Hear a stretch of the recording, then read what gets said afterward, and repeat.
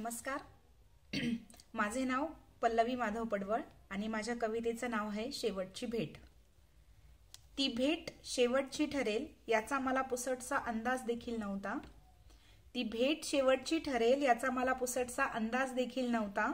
तो मात्र निरोपाचा विडा घेऊन समोर उभा होता. ती भेट शेवटची ठरेल याचा मला पुसटसा अंदाज देखील नव्हता. तो मात्र निरोपाचा विडा घेऊन समोर उभा होता. यापुढे भेट नाही या विचारानं मन व्याकुळलं होतं. यापुढे भेट नाही या विचारानं मन व्याकुळलं होतं.